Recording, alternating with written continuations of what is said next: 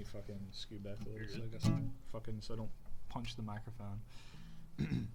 Hey, come listen to our podcast, yeah. Please listen, it's a hitch. If you don't listen to our podcast, yeah, then you are a bitch. Hey everybody, this is Filmoscopy, a podcast where we watch movies. I'm Owen. This is Lance. Say hello, Lance. Hello. Hello, everybody. This is Cody. Hello. I wish my brother George was here. Yeah, George Lucas. Dude, it's Luke. It's Lucas. So it's Luke S. That's Luke S. Yeah, it's Luke. It's Luke S, which is Luke Skywalker. Did you ever think of that? Well, he's probably conceited enough. Star Wars is based off a book he didn't write, right? I don't know. See, that's something this past couple months I've been like fascinated with, like George Lucas, his double chin. Yeah, I was gonna say I thought that his main source of inspiration was like old Japanese samurai films. Yeah, I think it was that and adventure serials like fucking Flash Gordon and shit. Yeah, well, the original Flash. Some kid I went to school with, like in middle school and high school. His name was Ricky. He was obsessed with Star Wars, and I got a lot of my information from him. But he read this was the original book.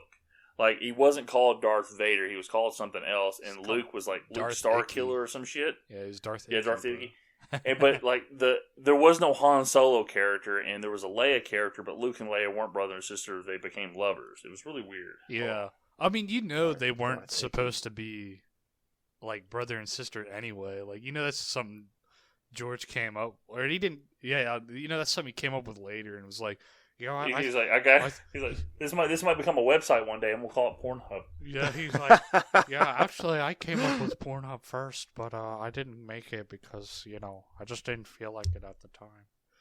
Like, this is literally like George Lucas and his like fucking thought process. He's like, oh, Darth Vader was always supposed to be Luke's father, even though like it doesn't make any fucking sense that like I've come to the realization that like most film directors are just like conceited douchebags. Yeah, I just George Lucas, James Cameron. There's a fascinating element to Lucas, and there's like parts where I can see what he's trying to say, and I see what he's trying to do, and sometimes he acknowledges his faults. It's funny because he'll straight up admit, he'll be like, yeah, I'm pretty bad at writing dialogue. I'm more of a thinker kind of guy, and that's exactly what he is. But he just doesn't. He'll stand behind the fact that Episode 1's his favorite fucking Star Wars movie, despite the fact that everything in that movie just kind of happens. Hey, I gotta read this to you real quick. Okay, I'm on the Wikipedia for Star Wars, and it says this is the adaptations, sequels, and prequels section. And it goes, a radio drama adaptation of the film was broadcast on the American National Public Radio Network in 1981. The adaptation was written by Brian Daley and directed by John Madden. And yeah, I clicked on it because it's not the John Madden from football. This is a guy who was a director. And I just kept thinking there's a lightsaber and boom! He shoves it right up his ass or something like that. John Madden Star Wars. Yeah, well, the thing about Star Wars, and we talked about it, George changed his mind. But when he talks about it, he talks about like this was some grandiose plan he had, and it wasn't. Yeah, well, because he's always like, yeah, I thought out the whole story, and all that bullshit. Yeah, and it's like he probably had like a rough idea, but I don't know. It's just fucking. I mean, are you going to sit there and tell me that like Vader is not going to feel something in Episode 4 when he? Well, he says like the he Force abuses his daughter Leia. Yeah, he says the Force is strong with this one, but he doesn't be like, oh, this guy's my kid. Like, the thing that I was gonna bring up was that okay, so you're working with so you're telling me that Vader or the Emperor never thought to be like, hey, let's go check where Padme was, or not Padme, sorry, Shmi. Let's go see where Shmi was and like Owen and shit, and let's see if there's any other like people calling themselves Skywalker. You know, like. Yeah, I mean it's in the Obi-Wan series, which I mean all the Vader shit's really cool. Yeah. But ultimately, it doesn't make much sense because he wouldn't have had a moment with Obi-Wan like at all between episodes 3 and 4 because when he says, you know, this is a thing I haven't felt since, and then he walks off. Yeah, I mean, and I thought because I knew going into when I first watched it that Luke was his son. I'm like, oh, is he talking about his son? And my dad's like, no, he's talking about Obi-Wan. I'm like, what? Obi-Wan. Like, because I knew all this. It doesn't make any sense. Like, he wrote this shit to be like, ooh, let's make a surprise here. Let's make a surprise there. Yeah, but then, like I said, he goes back. And, like I said, well, the biggest bitch fit I had, Lucas is the only person who wrote prequels and then changed the originals to fit his fucking prequels. Yeah. Like, he didn't, like, I don't understand why nobody can write a prequel that fits perfectly into their movies that they fucking made. And there's just... You know, even fucking Ridley Scott did that with the Alien movie. They had just... that Prometheus movie, which is supposed to be like a prequel, and even it doesn't fit perfectly into, like, the original Alien movies. Yeah. And I mean, like, there's shit that he even did there that's, like... There's things in the prequels that ruin, like, even without, you know, him altering shit in, like, the sequels, it's like, why the fuck do the Jedis have to be, like, boring ass monks that can't have like wives or anything? It makes them fucking boring. Like they can't fuck, they can't have any kind of emotion. They're just like they fucking can't fuck. Yeah, in episode 1, like Qui-Gon and Obi-Wan are like the most boring cunts on the fucking planet. Like they suck. Like I don't fucking care about them because they're so goddamn boring. That's how I feel. You know, well, yeah, those first, like, you try to watch them, those prequels are pretty rough. Yeah, I mean, they're all bloated. Yeah, there's parts where you're like, holy shit, this is cool, and there's parts that put you to fucking sleep. Like, yeah, like anything that doesn't involve Darth Maul in episode 1 puts me to sleep, which sounds like childish, but literally that's the only exciting part because there's fighting in it. Yeah, because the dialogue in the rest of the movie's like, what the fuck are we doing? There's like, why is Padme like 10 years older than Anakin and they're gonna fuck in the next movie? Yeah, there's parts that like I like Qui-Gon in the first one a little bit because he's kind of like rogue a little bit. You know, he's like Yeah, I mean, I love like that. I don't think Ewan McGregor was able to. Like, I think his performance in the Obi-Wan series is his best Obi-Wan performance. Yeah, well, he's a good actor. He showed so much promise, and you really want like Obi-Wan to be a fleshed out character, but they don't do anything with it. They don't fucking like, you know, he doesn't. And the biggest gripe I have is like, okay, so in A New Hope, right? Like Obi-Wan's like, and he was a good friend when he's talking about Anakin.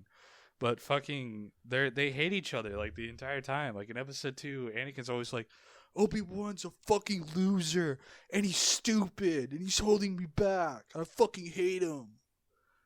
It's like, you can't, they're not friends. They don't feel like they're friends. It's always awkward when they're like fucking around each other. It is.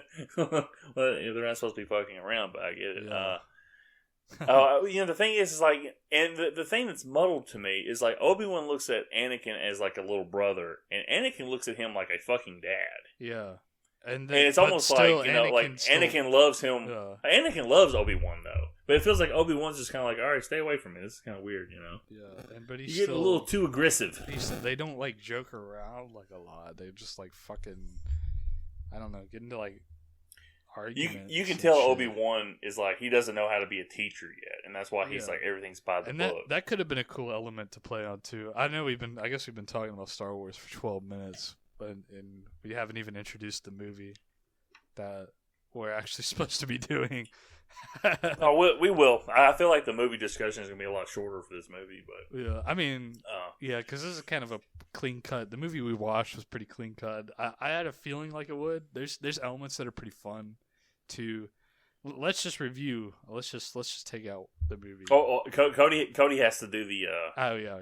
his Montana. But like, tell me real quick, what did you think about the episodes of Mandalorian you've seen, the Obi-Wan series? So I think, so all right. So recently, just for the audience, I rewatched the prequels and I rewatched the original trilogy because I played Jedi Outcast, which I love that game, and it got me kind of back into I was like, oh man, I used to love Star Wars, so I watched, like I said, the prequels and the originals, and that kind of got me on a kick, and so the other shows I've watched, and I might watch a little bit more of The Mandalorian because I've seen a little bit of The Mandalorian, and so far, the couple of episodes I've watched, I liked. I think it's probably the most creative and enjoyable thing I think Disney-owned Star Wars has done. Yeah, that's how a lot of people. And what's funny is that's a character they literally ripped off the expanding universe of Boba Fett. Yeah, they pretty much let's make him like this. Yeah, they just. And let me tell you, when you get to season 4, I'm going in the future. When you get to season 2 of The Mandalorian, when they get to the Boba Fett episode, it takes a shit. That episode, embodies what every Boba Fett fan has always imagined this motherfucker being. It's so awesome, and it's all downhill from there for that character. Yeah, I heard the Book of Boba Fett. So, well, you told me that it wasn't as good, and that's why I stayed away. It's not as good. It's boring.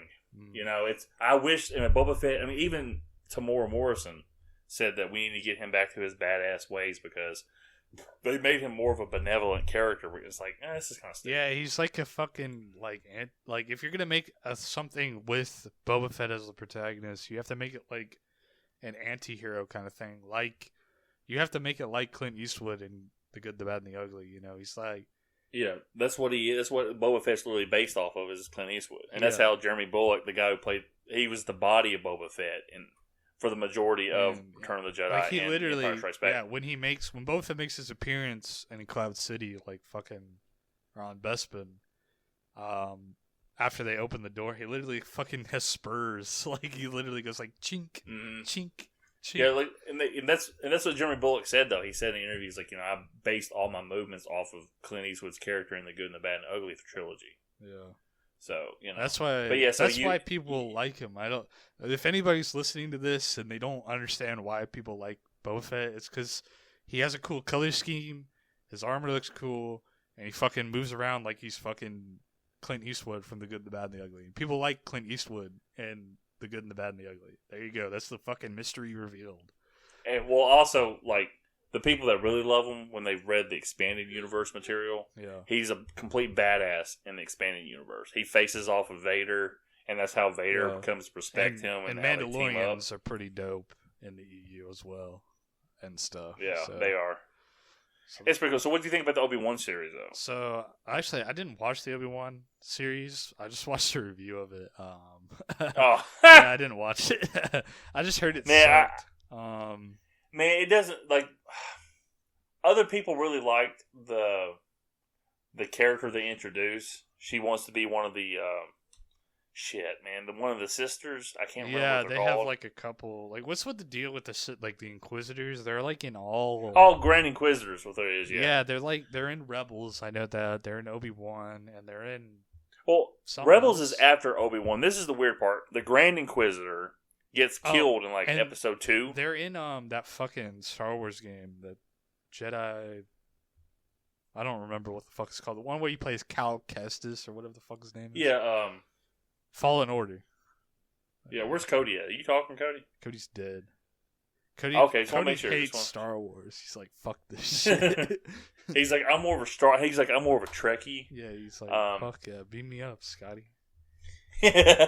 No, but yeah, but the Grand Inquisitor is he's throughout the first 2 seasons of the Clone Wars. Yeah. And he gets killed there.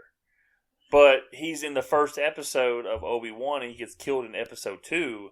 And Obi-Wan series takes place 5 years before the the Star Wars Rebels. And everybody's, what the fuck? And he comes back the last episode, so he actually wasn't dead. But that's how it was just kind of weird. They added so much into it. Like the Darth Vader shit is really fucking awesome. everything Obi-Wan does is really cool because I think Ewan McGregor pours his heart into it. Yeah. But you can tell that it's a movie script that they spread over 6 episodes. Yeah. Damn it. Like the guy who wrote the Obi-Wan script for the movie they were going to do said that it's like the first 2 or 3 episodes are basically his movie. Yeah, that's what I heard. Like, it's really plotting, and like the first 6 episodes or whatever, they don't do anything. And I mean, it's upsetting. The reason why I thought it would be cool if it was because I didn't even really I wasn't keeping track of it when that series came out. Like I said, I just rewatched when I was rewatching the prequels. I was like, I really liked Ewan McGregor's portrayal of Obi-Wan. It's too bad that he's in a shitty movie where they don't do anything with his character or let him really show any kind of emotion or anything or do anything. When I first heard that they had a series with Ewan McGregor as Obi-Wan, I was like, hey, that's cool. And then I immediately heard that it was terrible, and I was like, oh, that fucking sucks, man. Yeah, I don't think it's terrible. I think it's muddled at times, but it's also really fun, and I think it gives more seriousness to the prequels. So all the prequels, everything about the prequels is extremely well lit. Like, even the dark scenes are extremely well lit, so it doesn't feel like there's anything threatening, really. It's all fucking Lucas. blue screen. It's all fucking computer graphics. Everything's fucking digital. When I think about Lucas, and I know everybody's like, oh, he's created this world. The line in Empire Strikes Back where Vader goes, I'm altering the deal, pray I don't alter it any further, is like him saying, I'm altering these movies, pray I don't fuck with it anymore because I can do whatever the fuck I want, okay? Yeah, pretty much. I don't know. It's just how it is. But anyway, so let's get to Cody's little escapade going up to the great state of Montana.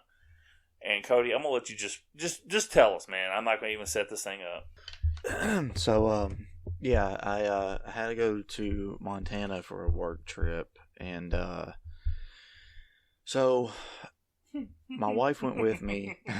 I have to set this up a little bit. Mistake number 1. I have to set this up a little bit. So my wife went with me. So we bought a ticket to come back to Nashville on Christmas Eve because it was cheaper that way, right? But when we first got up there, we were talking, we're like, well, it's actually free to move it to the 23rd instead of the 24th, doing it on the 24th, and maybe it'd be better. Well, lo and behold, it wouldn't have mattered anyway because nothing was going in and out of Nashville Airport on the 23rd because the Ice Age hit. Yeah, there was a huge ice storm that rolled through Tennessee. And you couldn't literally had no planes coming or going on the 23rd. And turns out on the 24th, because Saturday morning, we got up, checked the flights. Both flights said they were still good and on time and all that. So we went to the airport, flew out of Montana to Salt Lake City. As soon as we landed in Salt Lake, I turned airplane mode off my phone, and I'm trying to find what terminal we need to go to for the next flight. And I see that the flight to Nashville is canceled.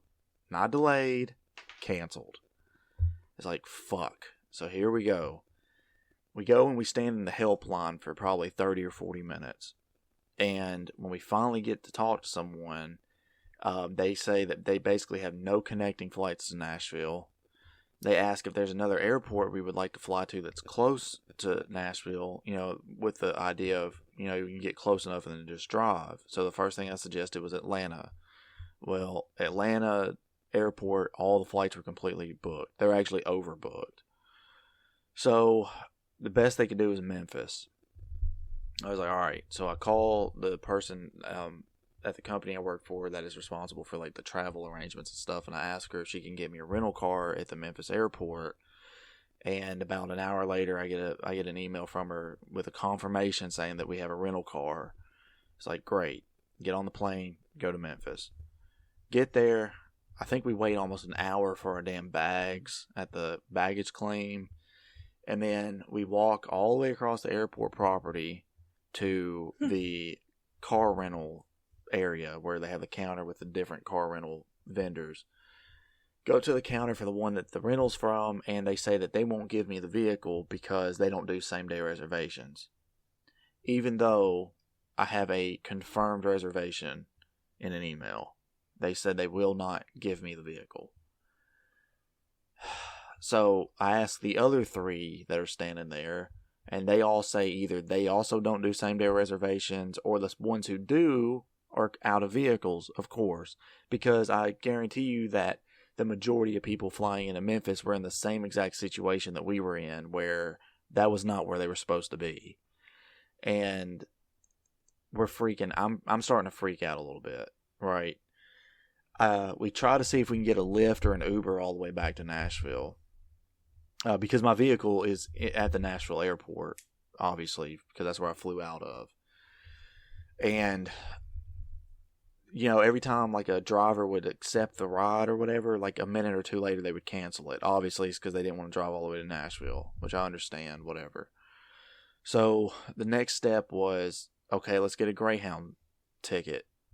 There was one that was leaving the station probably 30 minutes from the time that that we were in that situation or whatever, right? So there's taxis waiting at the airport. We get in a taxi, say we need to go to the Greyhound station, and the driver happens to ask us, like, where are you trying to go? And we said Nashville, and he's like, oh, well, I'll drive you to Nashville, but it'd be extremely expensive. And I was like, well, the Greyhound tickets were like $180 for both of them together. So he's like, okay, well, I can't beat that. So he drops us off at the station, and we walk inside, and I'm not kidding you, about 5 feet from the front door is a dead person. And when we walked in, he was laying there on the ground. There were a couple of EMTs. Yeah. Like, was he like, okay, I thought he was like a frozen dead body, just like nobody was responding to. No, he was dead on the ground. And there were a couple of EMTs standing there. I guess they were waiting. We're not gonna lose you. Come on, man. No, wake up. I mean, they were just standing there. You know, like whatever. Like, I'm getting paid either way. I'm not getting paid by the hour. Shit, we lost another one. And there was a cop there, and while we were there, a couple more cops showed up, and a fire truck showed up. And Stephanie is like genuinely freaking out. She's like, I do not feel comfortable, and. No fucking shit. Yeah, and besides that, like the when I got the tickets, it said that the boarding would start like 20 minutes before. Well, it was like 5 minutes before the bus was supposed to leave, and they were not allowing anyone to board. And I was like, well, did we miss the bus or something? Is, you know, what's going on here? So I ended up submitting a refund request, and I actually found out the next day. I got an email from Greyhound. Basically, the bus either left way later than it was supposed to, or it got canceled, because they sent me like an apology email about we're sorry for the circumstances surrounding your ride on that date and all that. So it's like, oh shit. Well, then it had like a link saying like, if you want a refund, just click here and put in a refund request, which I'd already done. So whatever. I called the taxi driver, and I asked him if he can come back and get us to take us to Nashville. And he's like, okay, but you'll have to pay up front because it's such a long ride. And I was like, all right, whatever. Because I was just using the company card anyway. And how much was the trip? The trip with tip, because I made sure to tip, because obviously, like I said, it's a 3-hour drive. It was $712. Yeah. And oh my god, what did the companies want to ask you about that? Like, no, I mean, so whenever I called, I texted the travel person at the company. I said, look, I'm sorry, but this is like literally the only way I have to get home. And on that, whenever I went back to work, I sent like a long email basically explaining the same thing I'm explaining to y'all now. Going over it in detail, this is why the credit card has so much charged on it and all that. And, they never said anything. And I even said like, if I have to pay some of this back, I will. But, I'm kind of hoping that's not the case. Cause like I said, literally at that point, my only option was taking a taxi. There was no other way for me to get home. And imagine the situation if I was going to try and find a hotel anywhere around there. Because again, most of the people coming into Memphis Airport were probably also not supposed to be coming into Memphis Airport. So a lot of them who also couldn't get rental cars were probably trying to get hotels. You just could have just come down and saw me. Like I'm like 30 minutes from Memphis. Are you really only 30 minutes from Memphis? Yeah, I'm probably like only around like 30 or so minutes from Memphis. That would have been a much cheaper taxi ride. Yeah, there you go. I even got a spare room. So what's up? Well, I didn't think about that. And I probably could have tried to get a rental car from somewhere around there in the morning, but so this yeah, is like Planes, Trains, and Automobiles, like part 2. Yeah, but it's not the R-rated version. Yeah. And so after this taxi ride, which, by the way, the driver was all over the road. I mean, Stephanie ended up falling asleep a little bit, obviously, because we had been up since like 3 o'clock in the morning. And by the time we got in the taxi to leave for Nashville, it was like 5:30 or 6. And he was all over the road, but I could not. I was like, my original thought was, okay, I'll give him about an hour and make sure he's driving pretty smooth, and then I'll probably sleep for a little bit. But no, like, the way he was driving, I was wide awake the whole time. We get to Nashville, finally, get to the parking place, and I go to get the truck, and the key's not in the front seat like it normally is, which tells me that the card was rejected, obviously, because I had just paid for a $700 taxi ride. And I went inside, and they're like, yeah, your card didn't work, so I gave them one of my personal cards or whatever to pay for it. And they ended up charging an overage fee because I was 4 hours later than I said I was going to be to pick up the vehicle. Like, the flight was originally supposed to get back to Nashville at like 2:30 or something like that. So I told them 5 o'clock just to be on the safe side. Well, it was like 9 o'clock by the time I got there. And so by the time it was all said and done and we got home and all that, by the way, we also hadn't eaten anything since like 10 o'clock in the morning. And of course, at that point, everything's closed because it's Christmas Eve. And so by the time I got home, it was like 10:30, and I still, needed to make something to eat, and I felt like I needed to take a shower, and the whole day, it has to go down as one of the worst days I've ever had in my life. It was so bad. How bad was the trip back home from Nashville because of the snow? I mean, it was fine. Actually, that was the smoothest part of the whole thing. Yeah, I went up north. You got 4-wheel drive in your truck, right? Yeah. Well, the interstates and stuff were all clear. I didn't have to deal with any like snow or anything until I got to like the street that you turn on to get to my street. Like that's when I kind of the street you go through Greenbrier too, or something. No. Like my house is on a street, right? And then there's the street that connects to that street. Those two streets are those two are the only ones that had like snow and ice all over them. Really? That's crazy. I can't believe Springfield actually cleared their shit off. Yeah, I know. And yeah, I don't know, man. I'll say this: next year, or I guess technically this year, it's 2023 now. This year, when they ask about people going up there for the training week and Christmas party and all that stuff, I'm going to say, no thank you. You can make someone else go. Because I'm not. Well, you'll probably send me up there if I got the job. So yeah, probably. Hey, Lance, so what did you actually learn anything at the training at this, or was it just kind of like a refresher course? So it's weird because like the job that I work, I'm kind of like in between of what a lot of people at the company do, because you have like people who install entire systems. So a lot of the training applied to them, like how to bend conduit and stuff like that. And then you have people who are more just like office people, and I'm sort of an in-between because I don't install anything from scratch. Really, my job is just to like basically keep things up and running. I just do maintenance, right? So we do inspections to make sure everything's working. If something's not working, we replace parts or whatever. But a lot of the training didn't really apply to me any. The only bit of training like I left there and thought, oh, this could actually be useful is they actually gave us training on fire extinguishers, which I know sounds simple, but like I'd never actually used a fire extinguisher before. And so they like gave us training. We were supposed to actually go outside and actually put out a small fire, but the day that we were doing that training, the high was literally negative 25 degrees. So they ended up setting up in the pool area, the indoor pool area, and like they would just have like an orange cone there. So like you go up, you pick up a hydrant, and you'd pull the pin or whatever.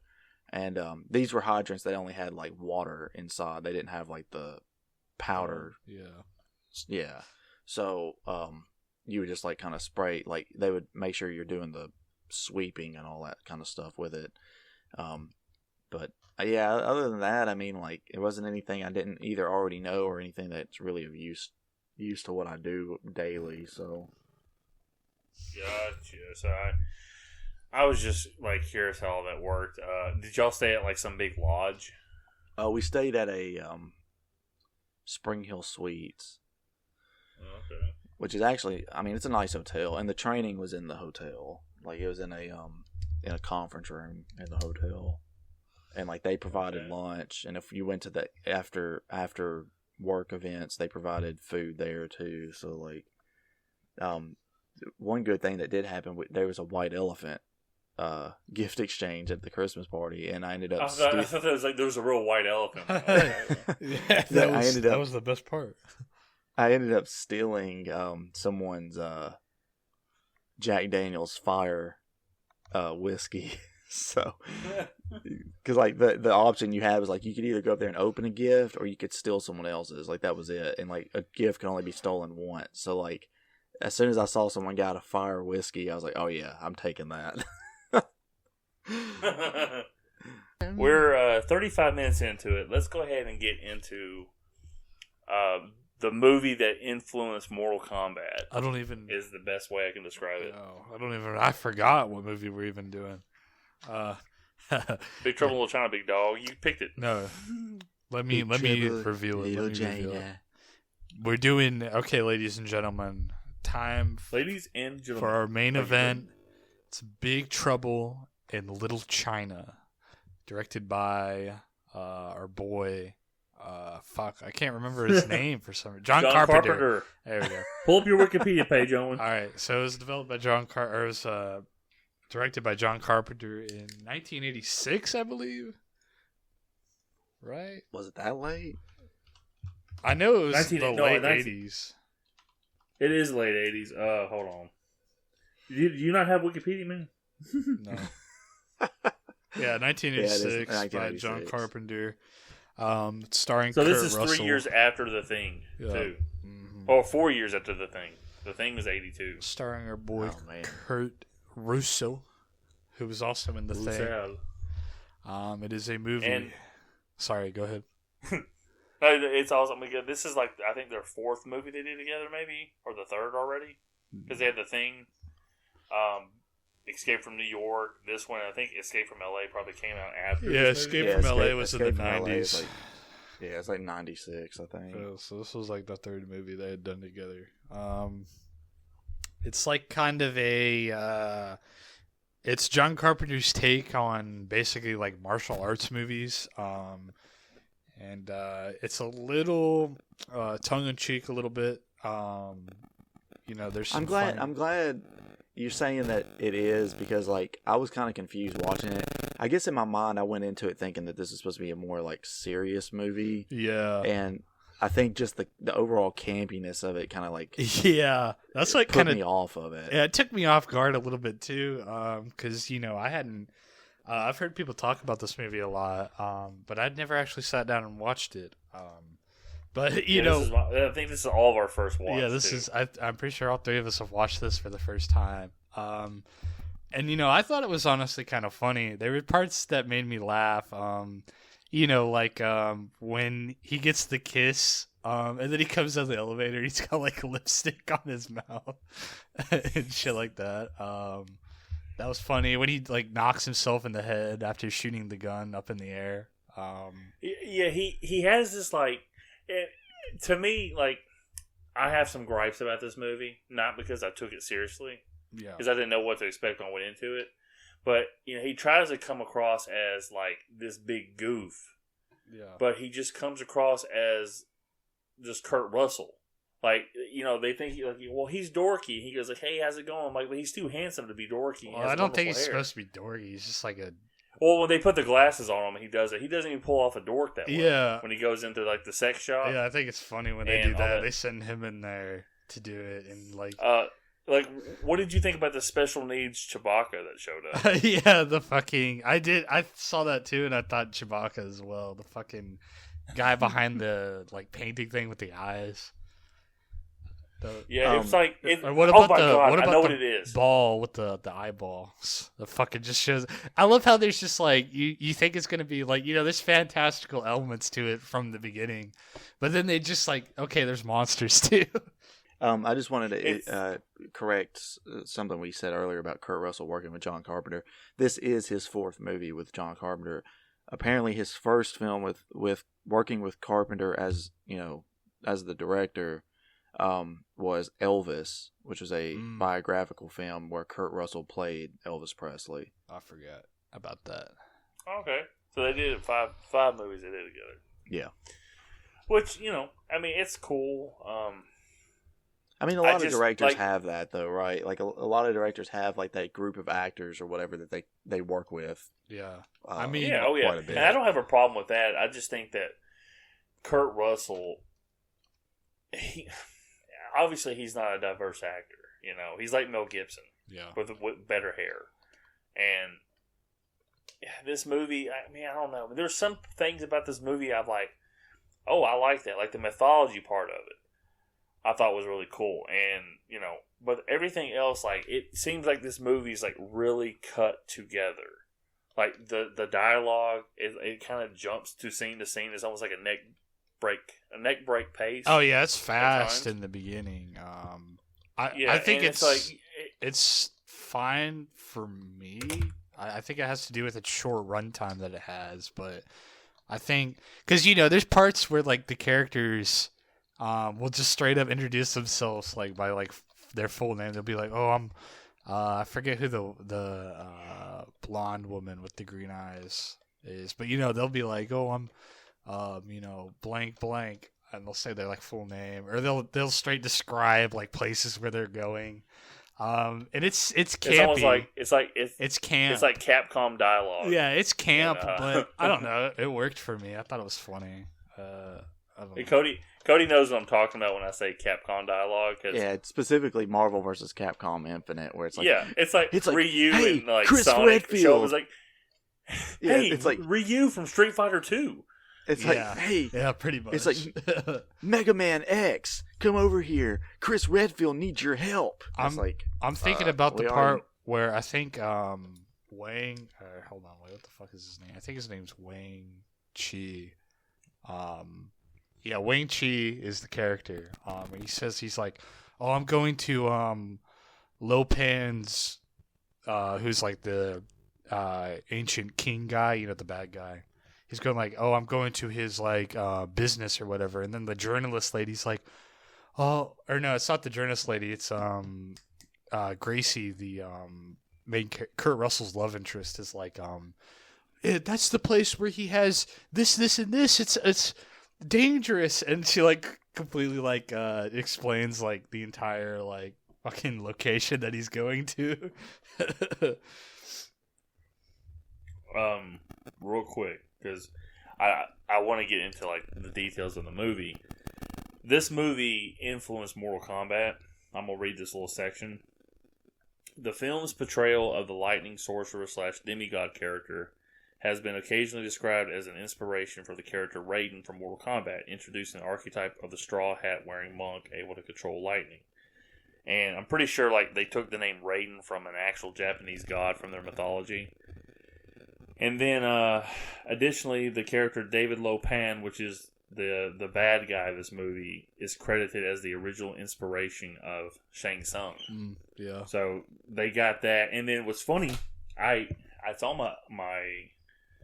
my internet. I looked this thing up real quick. Hold on. There's an actor. He's the bald guy, the bald Chinese guy of part of the bad guys. He's kind of got I think he's got the hooks. He's got the stringy beard, but he's bald. He's like the only one of those guys that's bald, and he shows up like 3 or 4 times. He's an actual like martial artist who's won like awards and stuff like that. But he actually, to have a full circle connection, is an extra fighter in the Mortal Kombat 95 movie. And he's one of the Outworld warriors that Shang Tsung summons at the end to fight Liu Kang. Liu Kang has to fight like 5 other dudes. And it's the same guy. I'm like, holy shit, so it's kind of a full circle. Like, he played in this movie that influenced the game, and he played in the video game movie. So, that's the Mortal Kombat circle. The Mortal Kombat corner, I guess I should say, of this podcast. So go ahead, Owen. Go ahead and start talking about it more. I heard or read somewhere, it was probably just on the Wikipedia page, that the Mortal Kombat devs watched this movie, and there was another movie that they watched like continuously to create the tone of like the original game. The producer Larry Kasanoff said that when he played the game, it's like this movie was a samurai movie. No, it was like Star Wars meets a samurai movie. And I think Mortal Kombat, if you think about it, it's like Mortal Kombat meets Big Trouble in Little China. Yeah.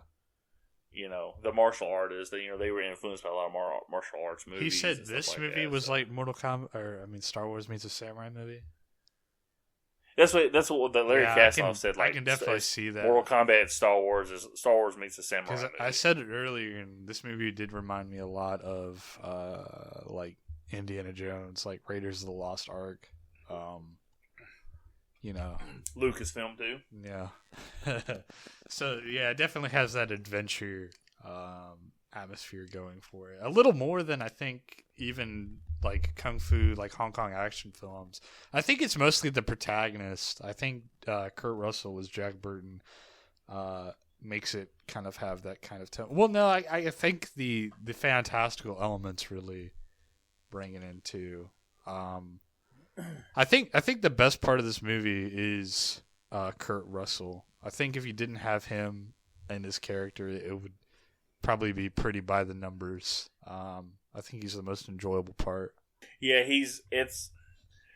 this movie would fucking suck without Kurt Russell. Yeah. But even his character, like, I don't know, they do this mixture, like, he's supposed to be this badass, but you find out, like, through subtle clues in the movie that he's not a badass. Like, it's the first time he ever fired a gun. Yeah. He's never really fought before. He still is kind of a badass. Like, I know. See, that's the thing where it doesn't. I mean, he has to be like sort of a badass to be like a likable. Yeah, but I think he would be more. Yeah, I think he would be more clumsy though if Carpenter did it better. Like the clumsy accidental hero. Like I'm not actually a hero and some shit like that. I think it flips from him being kind of dorky and not know what he's doing and accidentally doing something to, oh, he's just action hero again. That's where it's inconsistent for me. Well, I don't know. It just. I mean, Alex really liked this movie. Who, my best friend Alex. And it's like, okay, cool. And I watched it. And I'm like, man, I don't know what the fuck I'm missing. I must have fell off the boat and didn't hit water for some reason. But it's a straightforward movie. I mean, it's not like hard to watch.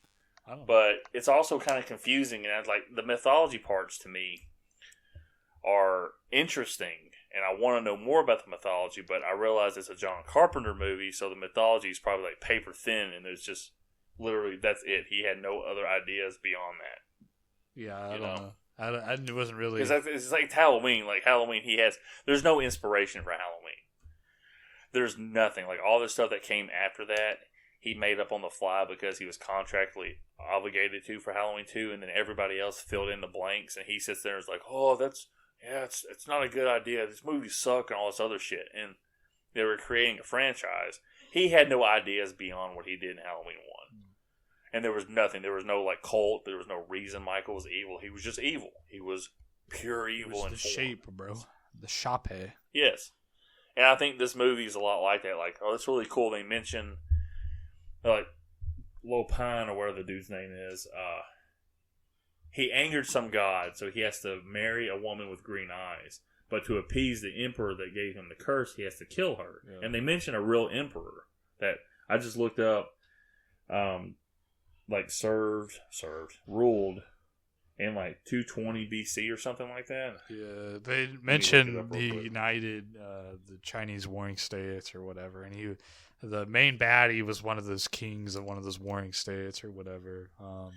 I don't know. I mean, Emperor Quinn. I think it works. You're supposed to kind of be like on the ride with Kurt Russell's character. Like you're not really supposed to you know, Kurt Russell's kind of our stand-in as like the Western audience, and I think it works to his benefit that like, you know, he doesn't know what the fuck's going on. He's just here to get his truck back, you know, like he doesn't fucking care about, you know, like anytime he sees one movie. Sorry, go They ahead. should have called this movie "Dude, Where's My Truck?" Yeah, dude, where's my truck? Dude, exactly. what's mine say? It says Lopan. What does mine say? Dude, where's my truck? Yeah, because that's how literally the movie just starts like that. He's just like taking his buddy to the airport. It's literally Cody's story. What if Cody, while he was at the airport, got fucking intercepted by Chinese gangsters? And he said, "Dude, where's..." That's probably who killed that guy. Yeah, he literally said, "Dude..." Cody said, "Dude, where's my truck?" when he got to the Nashville airport. So... But I don't know. I mean, I thought it was a fun movie. I thought it was a fun ride. I mean, you know, it was camp. There were parts that were cheesy. Some of the dialogue was kind of crappy. But I don't know. I thought overall it was pretty fun just to watch Kurt Russell's character, you know, like dick around and be a fish out of water. While the other guy, his friend, is like the actual protagonist, is the funniest thing. Because he's the one that's always like kicking ass. There's this really funny scene with like the last Raiden guy, where like you're looking at the room from the doorway and just see them doing like backflips and shit, like to the left and the right, they're throwing shit. Like it's so fucking funny, and Kuros is just sitting there like staring at it, like holy shit. That fight scene between, I guess I could call him Kung Lao because he's the samurai guy with like the long hair that's got the Kung Lao hat, and he's fighting Russell's buddy. I can't remember the dude's name now. But it's literally like it's just literally like them, like they're jumping up and hitting each other. Yeah, it's like you do in Mortal Kombat. Yeah, like if you're playing against a computer, it's like you just jump kick. Yeah, where they're on the line together, like they're fucking like they both are on like a they're just flying through the air at the same like point. Yes. Yeah, I know what you're talking about. That was funny, dude. The part where one of them blows up and gets like real fat. That was so stupid. Dude, that shit made me laugh so fucking hard. They cut to his face, and he's like, "What?" And his fucking face is all blown up and looks stupid. Yeah, that shit was like, when I watched it, like, some of that stuff needed to been darkly lit. Like, when you saw that, and then before that, the special needs Chewbacca. Yeah. You didn't need to see that in light, because it just looked terrible. Like, I feel like that the Chewbacca guy would have scared me when I was younger. Yeah. Special needs but Chewbacca. It's not. It kind of reminds me, I don't know if you remember, like, in the old Looney Tunes cartoons, there's that big red monster. Yeah, and he's like... That, like, I Bugs love braids him his and hair hug and him shit and like kiss that. him and love him. No, that's the Abominable Snowman. Oh, yeah. And this is the guy that's in the creepy castle. He's just like long red hair, and he's just chasing bugs around. And it's like, that's literally what this monster reminds me of. Hold on, I'll send you guys a picture so you know what the fuck I'm talking about. Cody, speak up, man. Cody, well, I don't know if he's gonna confess this or not, but Cody didn't watch the last 15 minutes of this movie. Yeah, I turned it. Well, it was the last 20 minutes. I turned it off. I was just like, I can't do this anymore. I was just extremely bored about this film. I mean, I didn't like hate it for any.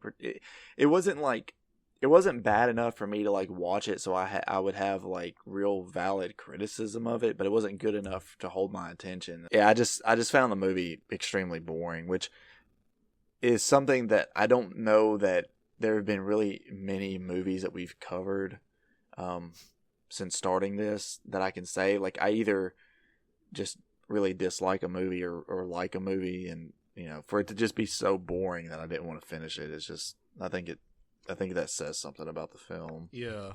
I mean, I can definitely see that. Like I said, it's kind of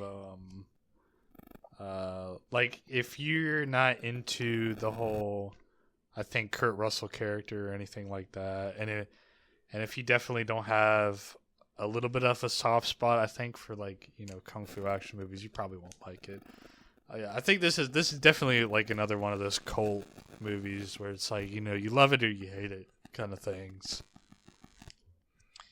And I mean, I'm not like in love with the movie, but I thought it was funny overall, and I was content watching it. It didn't drag out forever to me. You know, with its 90-minute runtime was good enough.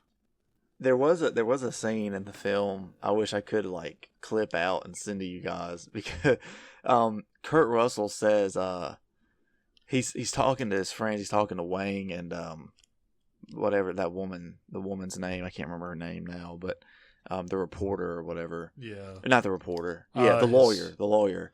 Yeah, his love interest or whatever the fuck her name is. Yeah, and he's holding like a pitcher of something that has like milk or some kind of white liquid it's in the it. like smoothie or whatever. Yeah, and he turns around and he says to him, he's like, I was coming, and then he like he hands the pitcher to him.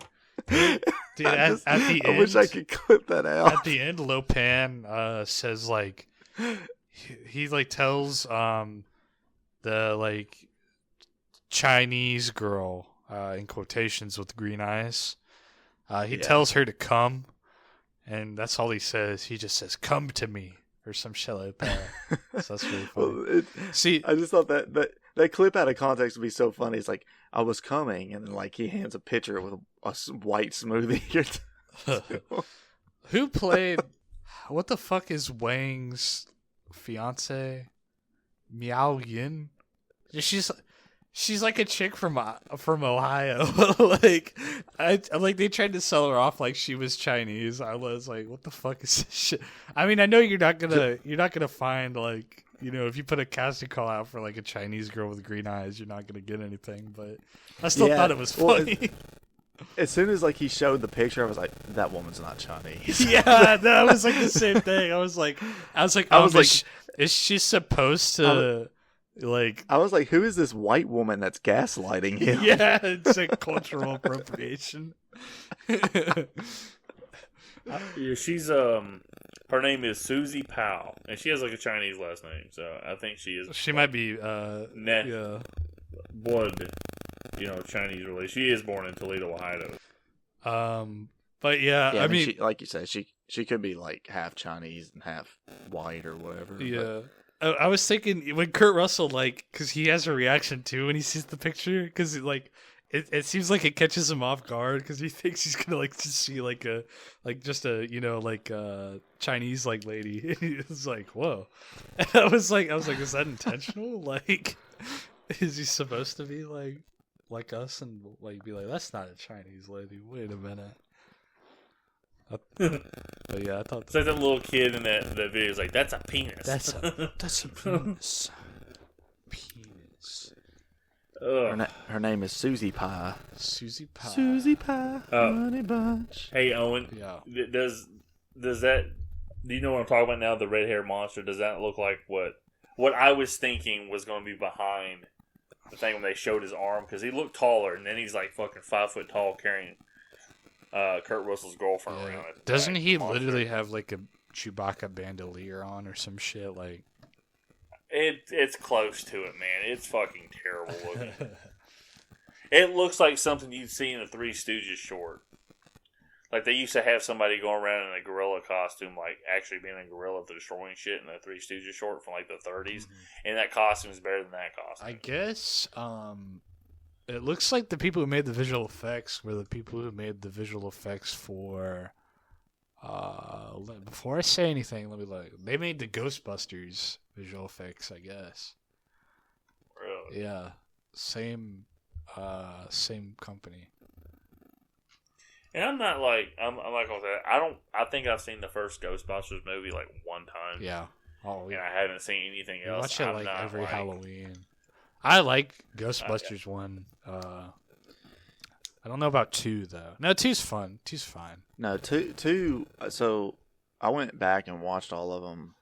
I think maybe earlier this year, when I was getting ready to watch Ghostbusters Afterlife, and I think the first one still holds up really well, but the second one is just the second one feels like it's more of a kids movie than the first one does. I mean, it's definitely And because like Ghostbusters was big with kids back then. Like everybody. Yeah, and also in between the first two movies, they had like the animated series that got really popular. So they took a lot of like the ideas from the animated series. Yeah, they pull out a Nintendo controller. They're like, "Hey kids, we're fucking playing the NES. Check it out." Yeah, and they even changed. I can't remember the character's name, but their like secretary or whatever. Yeah. The one that's played by Annie Potts. Yeah. They even like made her wear like this horrendous wig because it made her look more like her animated series version. It's just like, ugh. That's lame. I don't remember. Hey, that's kind of like this sounds weird. That's kind of like the Ninja Turtles movie. It's kind of like Return of the If Jedi. you watch well, if you watch the original Ninja Turtles movie, it's a little darker for a kids movie. Yeah. And Shredder is literally like wearing a red costume with his cape and everything, and then he gets crushed in a dumpster. Well, if you watch part 2, when he comes out of the dumpster, his suit is fucking purple, and they literally changed it to match the animated cartoon that came out between the movies. Yeah, apparently that first Ninja Turtles movie was supposed to be even darker than it was. Like, apparently they cut a lot out of it to make it more even more kid friendly. Yeah, man, I hate this shit. Kids love dark shit, dude. Like, kids don't like. I don't get that. Like, it's like, okay, I guess back to Star Wars. I'm scared of the door. One of the things that really pisses me off about the prequels is they put so many fucking lame ass kids in it. And the thing is, if you're a kid, Master Skywalker, what are we gonna do? Yeah, if you're a kid, you don't want to pretend to be another kid. You know, you don't want to buy a toy of a little kid. Because kids fucking suck when you're a little kid. You want to be the adult guy who can do whatever the fuck he wants to do. I feel like kids fucking suck when you get older, too. Yeah, also that. Preach it, brother. Like, what do you think Anakin's thinking? I just think about this right now. And he's like, Master Skywalker, what are we going to do? He's like, well, I killed kids before. I guess I'll do it again. Like, the women, children. And he's like, one dude... They talk about like it was a meme. It's like your internet porn history, and it goes to Anakin going, and not only the men, but the women and the children too. I'm like, oh god. I love how I will. Sorry, go ahead. I will say that watching episode 1 as a kid, I think episode 1 was really cool, but it wasn't necessarily because of most of the characters. It was because of the pod racing and Darth Maul. Yeah, it's literally the action scenes in episode 1 are a lot like the action scenes in, well, except for the lightsaber fights, but they have a lot of like the hallmarks of like the old action scenes from the original trilogy, where there's like, it can get real creative, and there's elements that are really cool. Like, I like the underwater like city and stuff like that, but then it has a bunch of Jar Jar Binks in it, and you're like, fuck. I hate Jar Jar Binks. I can see Cody like coming out of the theater at like 7 years old going, I like that better than the original. Because Cody's like, I mean, Bullet from a Valentine's a lot better than Metallica. It had Darth Maul in it. He's the coolest. I mean, I love Darth Maul, but again, is because as a kid I thought Darth Maul looked really cool, and I thought it was awesome that he had like a double lightsaber and all that. So, and it turns out he actually has a cool character in the shows. Yeah. It's too bad. It just doesn't make any sense that they killed him off. It's too bad. In episode 1, he's like literally nothing, because like I don't know what the fuck George was thinking. Yeah, going back and watching as an adult, it's like I think he has like 3 lines, but he still looks cool as shit. Yeah, he's like, "Oh, master, I'm gonna fucking go and kill the fucking queen. I hate her." He's like, "Master, master." Palpatine's like, "Language, Darth Maul." He's like, "Darth Maul, don't curse in front of me. Don't curse." God Almighty! All right, real quick. Wait till episode 3 when the lightning gets pushed back in my face and makes me all melty looking. He's like, too weak. Too fucking weak. Unlimited power! No. Oh, Jesus Christ. It's like, in episode 9 when he's like shooting the lightning at Rey and she fires it back into his face, and then it kills him. It's like, why don't you just stop shooting lightning, bro? Yeah. Yeah, why does he? I've Well, I guess if he already forgot stopped, that even happened. if he stopped, then Samuel Jackson would just cut his fucking head off with his purple lightsaber. No, I meant in episode 9. That's all the way Oh at the end. yeah. When he's doing it to Rey and he doesn't stop, and she's like shooting it back at him between the lightsabers, and he's just like, "I'm gonna keep going." Yeah, I forgot about the. I forgot a lot about the sequels. Hey, bro, let me tell you something. Speaking of the sequels, just real quick, I watched Glass Onion yesterday, and the reason obviously that's a Rian Johnson film, and I thought Glass Onion was excellent. Nice. So that's Rian Johnson. What? Is that Knives Out thing that I saw? Yeah, it's the sequel, which I guess really you don't. I like what he's doing with Knives Out, where like the movies don't necessarily like connect to each other, so it's not some weird bullshit where it's like, oh, the main character from the first one's back and someone else in her family has been murdered or whatever. Like the only connecting thread. It's literally James Bond, right? Yeah, Daniel Craig's character is like the only connecting through line through it all. So like I appreciate that. Nice. Well, maybe I don't think it was as good as Knives Out, but it's still really good. Maybe he does have some chops. It's too. I mean, I think if it's something he creates, then because you have no expectations with it. Yeah. The biggest problem with that movie is he took over a movie in the middle of a trilogy and wanted to do a complete U-turn. What the fuck was he gonna do with it? It's like, I think there were, and I mean, I know a lot of people like The Last Jedi, but I think there were just fundamental problems with it that made me not like it. Was that it just seems kind of creatively bankrupt to rehash the like plot structure of the original films. There's a lot of shit you can do in the Star Wars universe, and but they just wanted to, I guess, fucking make the original trilogy again with characters that we don't like. Yeah, it's like I said, we're not gonna get into this, like, because I can talk another 30 minutes. Yeah. We have a whole episode on this movie, so on all three of them, and it's just like they didn't have a plan, and I will say this for George, he did change his shit from movie to movie to movie. Yeah, but he had a consistent story like, with the original. Yeah, that's what I'll say about the prequels. That's like one of the few positives is that there's a lot of cool, like, shit in it. There's a lot of cool groundwork. Like, I like the clones. I think there's a lot of cool shit that's explored with that. I like Coruscant a little bit, even though it's just like a Blade Runner ripoff, but it's still cool. I mean, to be fair, the sequel movies have like cool things in them. Even The Last Jedi does. Like, I think I mentioned it on our episode. Is the Red Room fight? Yeah, is a really cool scene, and I love how it starts off with like tricking Snoke. That's his name, right? Snoke. Yeah. Tricking him or whatever with the way they kill him, which of course it's cheapened in the next film where they're like, oh yeah, he's just a Palpatine puppet or whatever. It's like, all right, whatever. I guess his death doesn't matter then. He's a tauntaun for Palpatine. Yeah.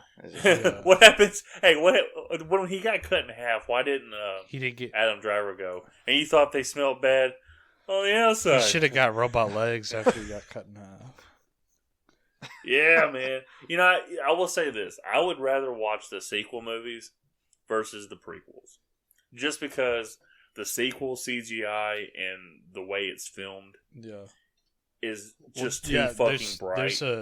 You mean in the prequels with all the over fucking use of... In the prequels, yeah. In the sequel movies, the newer ones, it's all well lit, and the CGI capabilities is just so much better. And they use it sparingly. It's not fucking... So all the stormtroopers have actual outfits. They're not just guys with fucking green screen suits on like they are in the fucking prequels.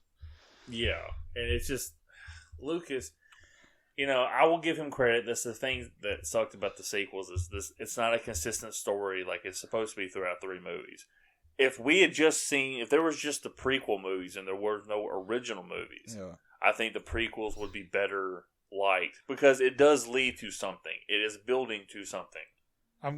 But it's just overstuffed. And then Lucas is like, well, let's add in all this other stuff. Like that character who's Anakin's Padawan in the Clone Wars. But you don't know who you wouldn't know who the fuck she is. She's not in the movies. Ahsoka. She's not even in the fucking movies because she's literally between episode 2 and episode 3. I remember being so pissed now off. they're making the live action series. She's in fucking one of...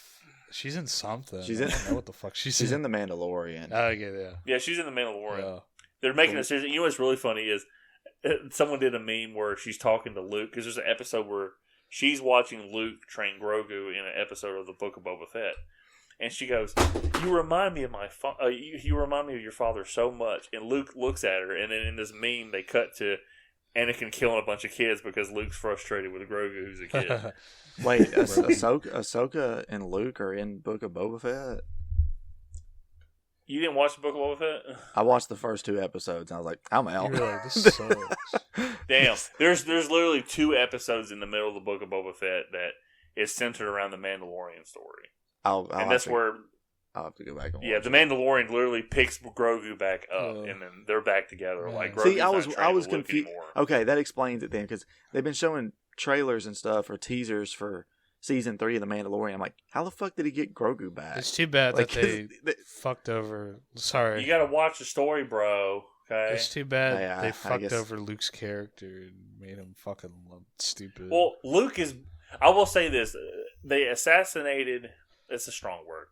They fucked up Boba Fett's character in the Book of Boba Fett, but Luke in The Mandalorian and in Book of Boba Fett is like Luke from Return of the Jedi, and it's wonderful. But it's still, you have that thing in the back of your mind. You're like, oh yeah, but he's gonna become the last Jedi, or whatever the fuck. Yeah, but you also, it's like, that's... So many people want to ignore that. I think if you just allow the story to play out, I think if they tell that story enough... I don't think they're going to show Luke much more because they're going to try to focus on original characters. Yeah. But I think you can see how it played out. It's just so...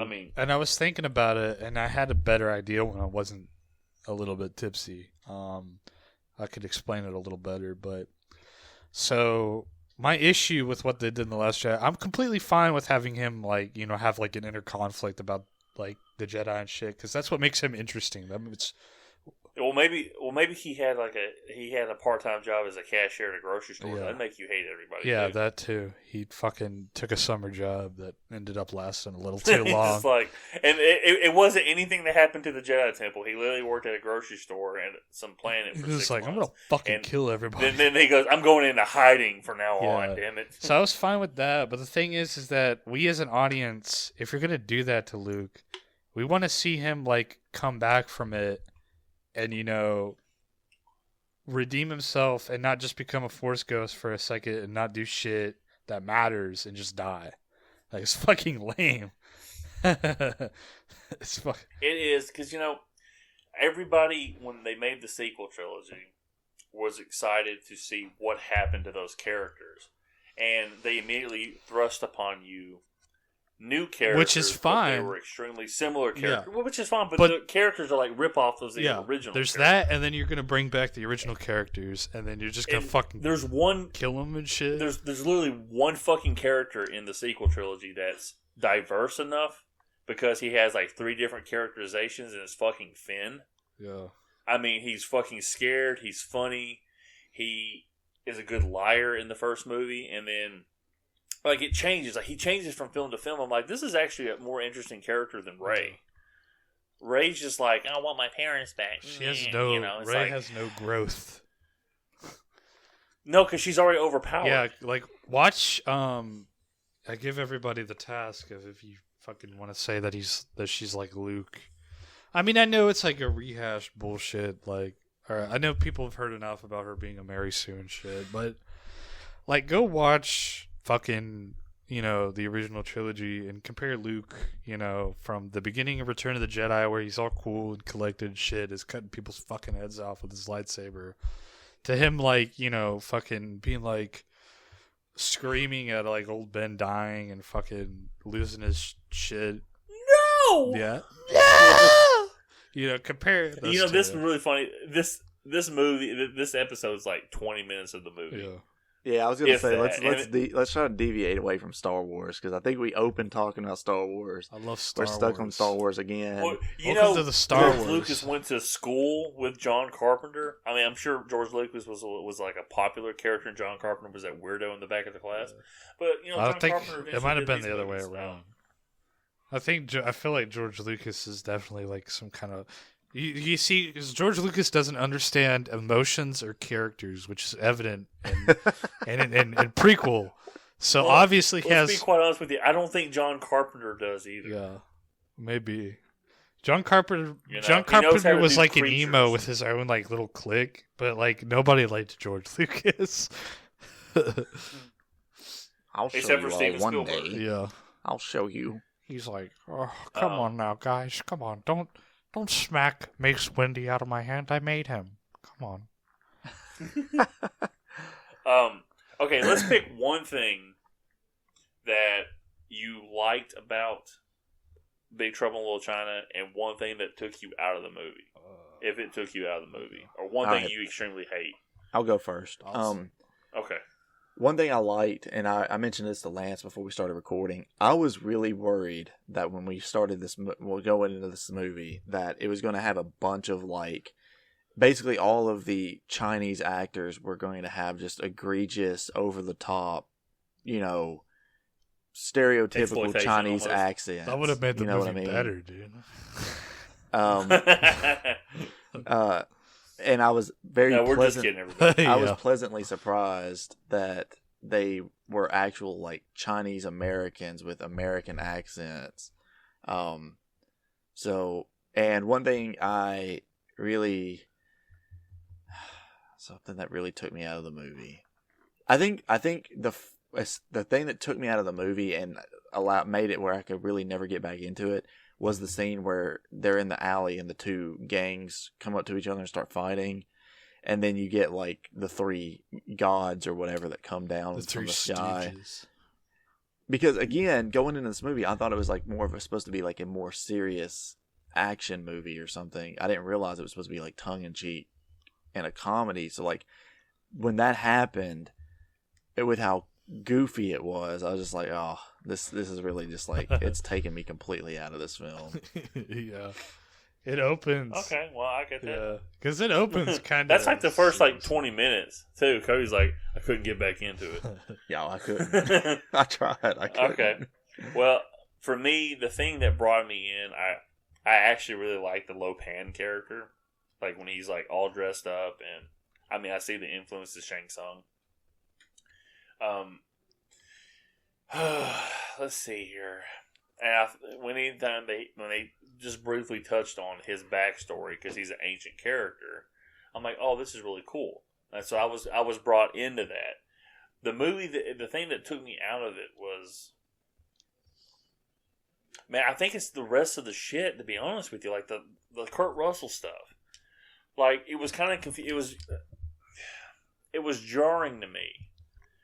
His dialogue, because he's talking over a truck walkie, but he's not talking like how a truck walkie talks. I mean, if you want to listen to how somebody brags about a story over a truck walkie and actually does it properly, watch Smokey and the Bandit.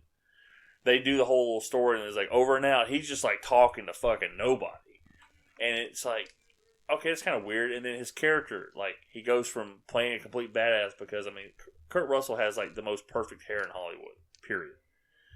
And he looks like a badass. But then he tries to play like somebody that's never like fought or never shot a gun before, and it's like it doesn't really work. Like they try to play it off like that. Some of the silly stuff just doesn't work for me. I'm not, again, I may have watched this. If I had watched this movie when I was younger, I would have like, I don't even know if I would have liked it. Hell, if I had known Mortal Kombat came for something like this, I may never like Mortal Kombat. But you know, I appreciate the fact that this movie exists because it was a partial inspiration for Mortal Kombat, the story-wise. But, yeah, the whole thing that took me out was, like, everything else. The Lo Pan stuff I thought was really cool. Like, the story. You know, he kind of looked kind of goofy as an old guy. Like, he was the most human version of Splinter that you could look like as an old man. He looked like Splinter from Ninja Turtles. But and then the martial arts fighting was pretty cool. I'm like, okay, I can see this. I think it's probably one of the more modern takes of like actual Asian Americans fighting. This is not like a samurai movie that's overdubbed. It's like psh, psh, psh, psh, over here, psh, psh, or whatever. So I thought the fighting was really good, but most of the other stuff, the dialogue, the scenes between like the American characters, like as they were entering this world, is just. It just kind of took me out. It wasn't well done. And I know people will be listening to this episode and they're like, how the fuck does he like Morbius and think this movie's not good? I don't get it either.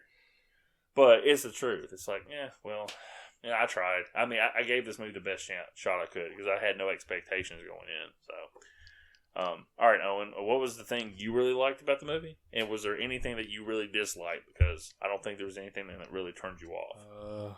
I don't know. I liked John Carpenter in this, or not John Carpenter. He wasn't in this movie.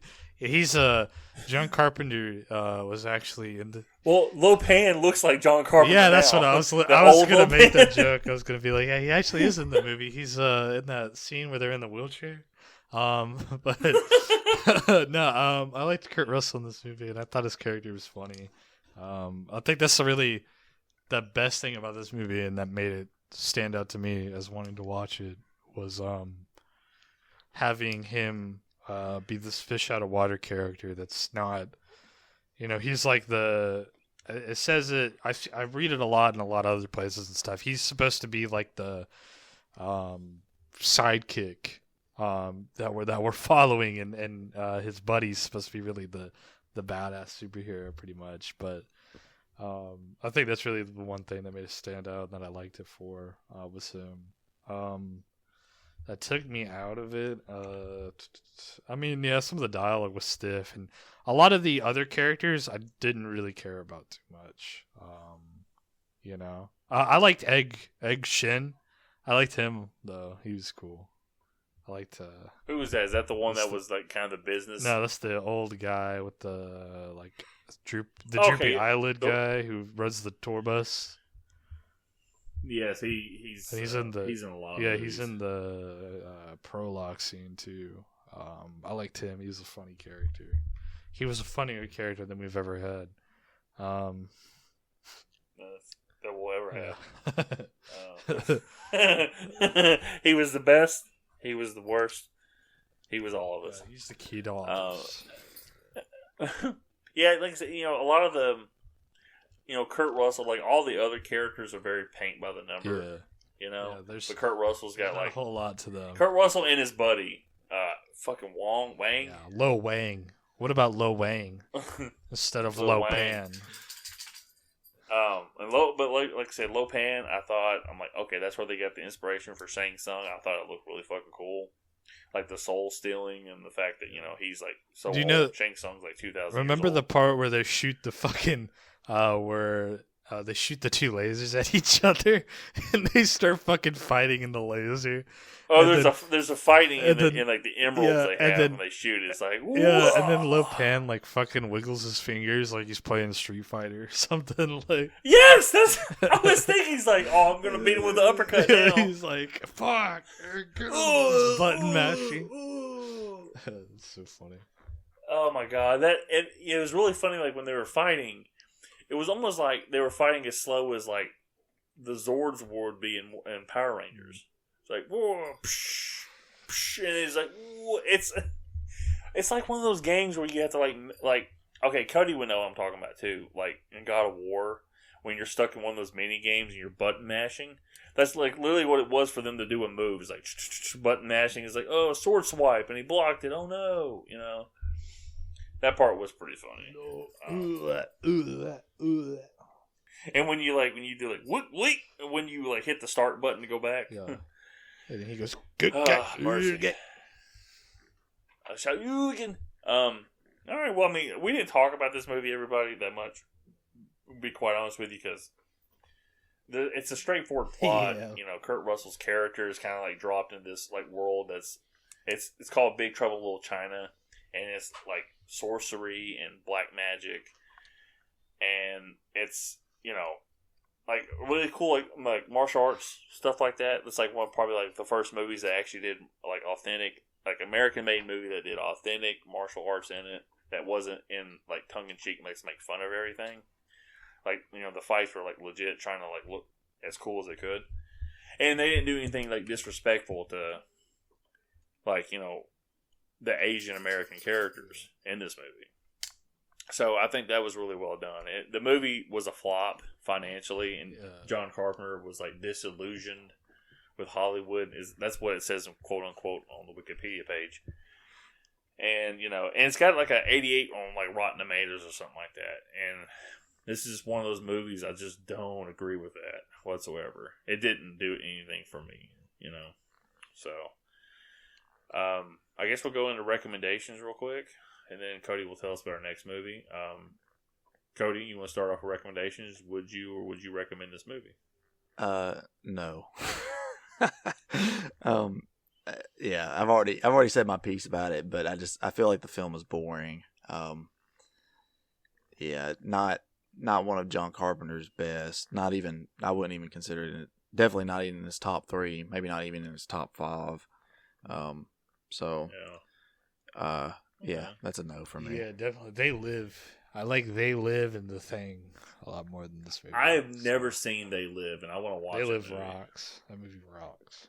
It's cute. Yeah, it's got Roddy Piper in it. I want to watch that. I'm gonna have to say I do not recommend this movie because of the aforementioned things. There's very few things that brought me into the movie. Everything else is like, okay, can this movie just hurry the fuck up and get over with?